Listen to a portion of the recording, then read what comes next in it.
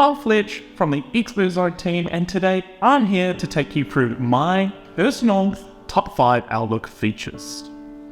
Whether you're an Outlook beginner or pro, or even whether you agree with my top 5 list or not, I hope all of you can take something new out of this video to make your Outlook experience even better. Outlook has been around for a long time now, 26 years in fact. And during this time, it has served as the go-to email software for a huge amount of people. It's also become packed full of a ridiculous amount of features. With so many powerful features built in, it is very easy to overlook some, and let's be honest, it's hard to find others. So now, in no particular order, let's take a look at 5 of my favorite. Number 1, search folders. The first thing most of us do when we start a new Outlook account or get given one for work is dive into creating a bunch of folders, thinking, oh, we're going to make this the most organized email experience of our life. Then only about 5% of us actually use them, at least if you're anything like me. You may go on to use a small fraction of the folders you have created. The rest are slowly left to fade out of your memory until you wake up one morning, turn on your computer to check your emails, and are forced to remember your organizational shame as you survey the barren wasteland that was once your best intentions. So how do search folders help out here? Won't I just be creating more useless folders for me to never get round to using? Well, actually no. Search folders are actually fully automated, meaning that you can create them and forget about them until they're needed. You can even create them when you suddenly realize you need a folder to collate a group of emails together. Let's give you some all-important context on how to create a search folder and what they actually look like. If you look a little bit below your inbox button on the left-hand side of the Outlook ribbon, you will see search folders. Give it a right click and you'll be able to make a new one. When creating the folder, you'll get a bunch of really cool options. Do you want this folder to store emails from specific people or a group?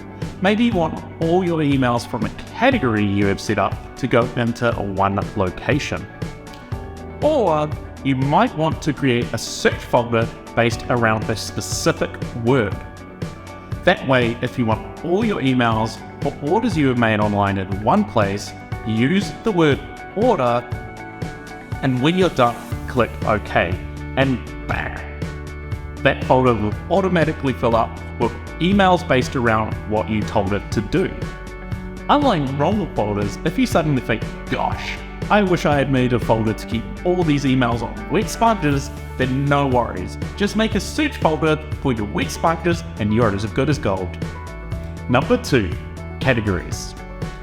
Okay, before all you Outlook pros click off this video, I promise I'm not just going to talk about categories when it comes to emails. Now, categories do very much have a place when it comes to organizing your inbox, especially if you use search folders. But for me, the magic of categories stand out when you look at your calendar. That's right, you can color code your Outlook calendar. All you have to do is create your categories based around what you need them for. For me, personally, I have created a category for my daughter, so when I look at my calendar, I can straight away identify what I have coming up that is dedicated to her, like ballet. I have one for my wife. We're having another little one come into our lives soon, so the meetings that we have with our midwife every week or second week are categorized under her calendar. I also have categories for when I plan to hang out with my friends. This all helps me get a snapshot of what I have coming up so that it's very easy to digest and take in what I need to if I have to reprioritize my commitments. At work, I have categories based around the teams and customers I'd work with. I even have a travel time category, so if I'm going on a longer drive, it's easy for me to block out that time except for meetings that are actually appropriate to have via the phone. Now it's time to talk about the other half of the reason I use categories for my calendar over emails. Conditional formatting lets you change the font color, and whether that font is big, small, bold, underlined, or in italics. It just makes emails stand out so much more than that little category flag that you can assign to your emails. The only catch, this is one of those extra hidden features which is just not easy to stumble on. To find it, you need to go to your View tab and then click on View Settings. Then a little window will pop up, and it is this window that will let you choose your conditional formatting. Once you're there, click Add to make a new format. You can then customize the font, giving a little preview as you go. Once you are happy with your font, you need to set the condition which makes that font appear. I typically set my conditions up around who is sending me the email, but you can also set the condition up around specific words. So just like you could create a search folder for your online orders, you can also create conditional formatting around them too. And just look at how beautiful it looks. It makes it so much easier to identify and prioritize who and what emails are for. Number 4, tasks/the taskbar. I like to keep the apps I use to organize myself to a minimum. So it was essential for me to find a way to make and monitor tasks within Outlook. Luckily, it's not that hard at all.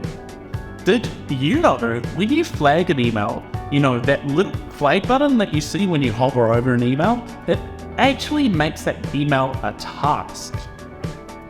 But for me, that's not enough.